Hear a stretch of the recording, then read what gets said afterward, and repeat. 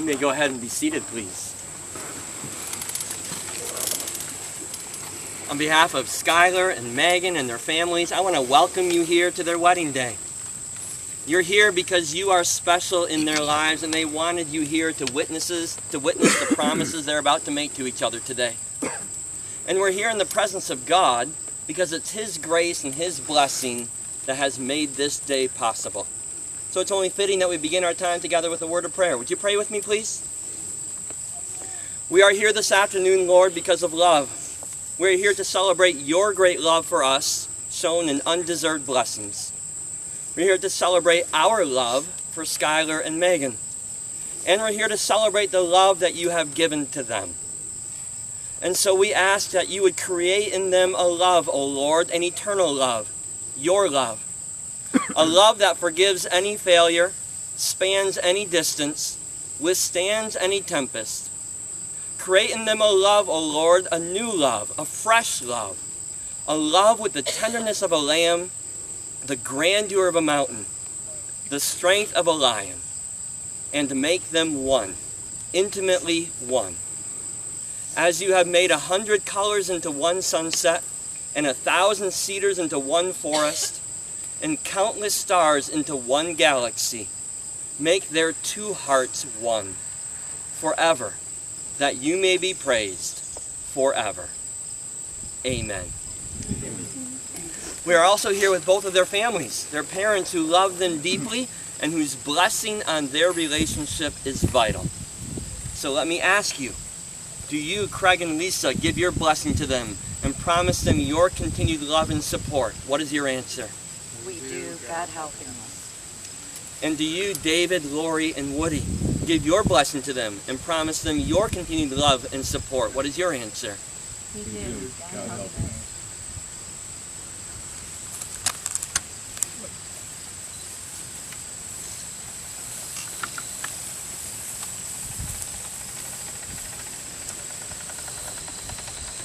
Skyler, Meghan, you're standing before these people and more importantly before God to be united as husband and wife today. And it's important for you to hear how God views marriage and that you know what you're starting here today.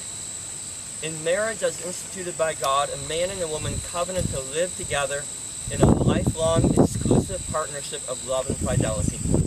The Apostle Paul sees the union of husband and wife as a symbol of the union between Christ and his church. And if marriage is going to be pleasing in the sight of God, those who enter into this covenant of life must also share a common commitment to the Lord of life. In putting his blessing on marriage, God intended that it would provide a context within which husband and wife can help and comfort each other and find companionship. A setting within which we may give loving and tender expression to the desires God gave us. A secure environment within which children may be born and taught to know and serve the Lord. And a structure that enriches society and contributes to its orderly function. When those purposes are prayerfully pursued in union with Christ, the kingdom of God is advanced and the blessedness of husband and wife is assured. Ecclesiastes 4 gives a beautiful picture of a relationship bound together by God. Listen to this image. It says, two are better than one because they have a good return for their labor. If either of them falls down, the other can help him up. But pity anyone who falls and has no one to help them up. Also, if two lie down together, they will keep warm. But how can one keep warm alone? And though one may be overpowered, two can defend themselves. A cord of 3 strands is not quickly broken. Skyler and Meghan, now that you've heard God's message concerning marriage, do you agree with it? And do you commit yourselves to each other in accordance with it? Skyler, what is your answer? And Meghan, what is your answer? Skyler and Meghan, you both just stated huge intention with those 2 little words. In saying I do to that question, you declared that you are going to love each other the way that God loves. You're going to build your marriage relationship the way God intends it to be built. You're promising that you're going to shape this marriage according to God's design. And so it's fitting that you chose 1 Corinthians 13, that great love passage, for your wedding text. I want you to listen closely as I read these verses that reveal God's intention for the love you're to have for each other. It says, love is patient and love is kind. It does not envy, it does not boast, it is not proud, it is not rude, it is not self-seeking, it is not easily angered, and it keeps no record of wrongs. Love does not delight in evil, but rejoices with the truth. It always protects, always trusts, always hopes, always perseveres. Love never fails. Now, that passage is all about love, but did you notice that it doesn't say anything about emotions? It doesn't say love is warm and fuzzy. It doesn't say love always feels good. It doesn't even say that love makes you happy. This passage makes it clear that love is a decision and a commitment that you're making today. And most people who get married don't understand that. Most of them commit themselves to the emotion of love. But you can't do that, and you're not doing that today. Because it doesn't work to commit yourself to an emotion. Too many brides and grooms, in reality, commit themselves to staying together as long as they feel like it. Or as long as the emotion of love lasts. Or as long as it satisfies them and makes them happy. That's not what you're committing to today. In just a few moments, you're going to make a promise to each other that your love is going to be built on a decision that you have made, not an emotion that you are feeling. Skyler, right now, Meghan is the most beautiful and faultless and ideal person in the world, and you can't imagine anyone more perfect. And Meghan, right now, Skyler is beyond handsome. He's the knight whose shining armor will never rust, and you can't imagine anyone more perfect than him. And when you look forward to your life together as husband and wife, you can't imagine anything but blissful joy for all your days. And that feeling is awesome. Enjoy that moment. Okay, now that moment's over. Let me burst that bubble a little bit. Meghan, Skyler will not always be this handsome, and he won't always be this perfect. There's going to be moments when he frustrates you and angers you so much that you're going to wonder, hopefully inside your head and not outside, words outside your mouth, you're going to wonder why you ever said yes when he asked you to marry him. And Skyler, believe it or not, Meghan is not perfect. There's going to be moments when you're going to feel things like anger and frustration and disappointment instead of blissful happiness. Sometimes for the two of you, your marriage won't feel so great. There's going to be times for each of you when you're not very lovable. There's going to be times when you even might not like each other all that much. But even in those times, you are going to love each other. Because your love that you're promising today is not about feelings. It's about a commitment and a promise that you're making to each other and that you're making to God. And if your love is going to be a lifelong decision, if you're not going to let your relationship be dependent on emotions that ebb and flow, then it's going to take some work from both of you. You're going to have to make some choices that may even go against your feelings. And 1 Corinthians 13 lays out those decisions that you're committing yourself to today. Let me list them. You're committing yourselves to being patient with each other as you learn how to live as husband and wife. You may feel like blowing up in frustration, but you're going to take a deep breath and you're going to be patient with each other. You're committing yourselves to being kind to each other. Too many times we save our kindness for everybody else, the people we work with, the people we shop with, and we come home and we give the ones that we love the most the ugly side of life. You're not going to do that. You're going to be kind to each other. You're committing yourselves to being on the same team together and not allowing anything to come between the two of you. There won't be power plays between you. You won't envy each other. You won't let pride stomp down on one another. You won't be rude to each other or belittle each other. You will only want what's best for the one that you love.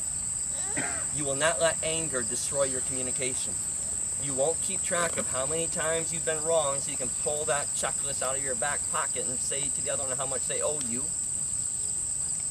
You're committing yourselves to protecting this relationship above everything else, right? It's the most important thing you have on this earth. More important than the amount of money you have. More important than your career. More important than any hobby you might love.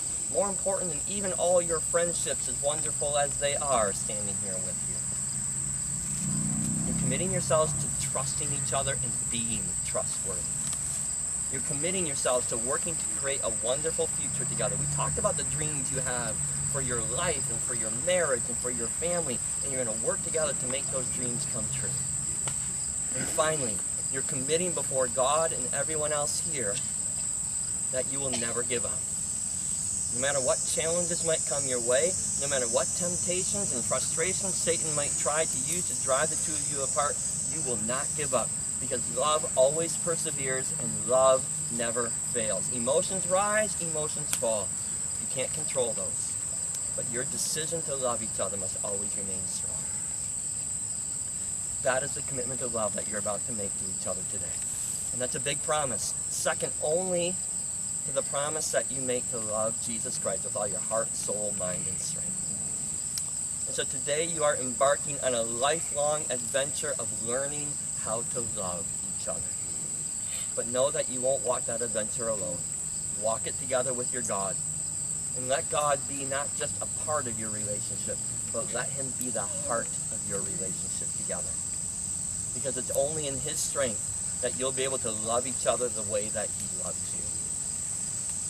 And so before your friends here, before your family members that you've invited here to be witnesses to your promises, so they might encourage you and hold you accountable to them, I invite you to make your promises to each other. Skyler, I invite you first of all to make your promises to Meghan. Meghan Christine, you are strong, independent, humble, selfless, loving, passionate, influential, optimistic, and maybe even a little stubborn. These are only a few words I can begin to describe the amazing person that you are. It was a brisk 82 degrees outside when we first met. I had an ice-cold drink on one side and a good-looking girl a couple seats over on the other. Long story short, something felt different after I met you. I couldn't help but catch myself always smiling. Of course, there are the amazing moments, like deep conversations, and the late-night walks under the stars, the karaoke, family trips, or falling asleep while on FaceTime. Or the billboard trips, spontaneous travels, or you being my #1 fan of my sports events. Then there is the bad times, like the long periods apart, or when I tore my ACL, or long work shifts, rolling my car, or when we fight about what we're eating for dinner that night. No matter the time, place, or activity, if we were in a romantic place, studying for class, watching a movie, or in a disagreement, I can't stop finding myself smiling because I'm the luckiest man in the world to get the honor of experiencing life with a woman as crazy as you. You have seen me at my highest, and you've seen me at my lowest. You have seen me when I'm thriving, and you've seen me when I'm struggling. You know how to calm me down, and know how to turn my frown around. You are the person I go to for advice, support. Sometimes if I get lucky, you'll say yes to me asking you to crack my back. You love me for who I am, and everything that comes with me. You are my best friend, and you push me to be everything that God has made me to be. I, Skyler Michael, take you, Meghan Christine, to stay as my wife and partner, as we tackle a life together full of adventure. I vow to always support you and respect you, to take care of you through sickness and health. I vow then you will always come first, and of course if you don't, for whatever reason, I will treat you to some qdoba. I vow to always stay by your side, through thick and thin, and to love you when it is simple, and to love you when it is an effort. I vow to be the shoulder to cry on, the pillow to scream into, and the big tree to hug onto. I vow to love you, adore you, I will cherish you, and I'll be faithful to you. I vow to trust you in all things, never doubting you, or looking for reassurance of things you have already promised me. I vow to help you discover your full potential, pushing you to become the best that you can be, and to challenge myself to become the best husband I can be. I will keep God at the center of our relationship, and I love you as Christ loves the church. These things I give you today, and for all days to come. Meghan Christine, you are my best friend, and soon to be my wife. I promise as we take this next step in our relationship, you will still be the girl, and I will still be the boyfriend. I will never let our honeymoon period end. Meg, loving you is the easiest and most obvious thing I've ever done, and I can't wait to love you forever. Meghan, would you make your promises to Skyler?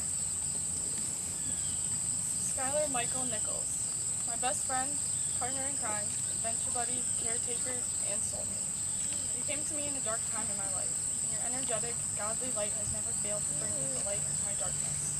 Your positivity, determination gives me strength every day to be a good person, friend, and partner. From the moment I met you, I knew you were something special. Most people have heard the unlikely story of us meeting. I literally remember turning and saying, "He's mine." We have many ups and downs since those days in Playa del Carmen, Mexico.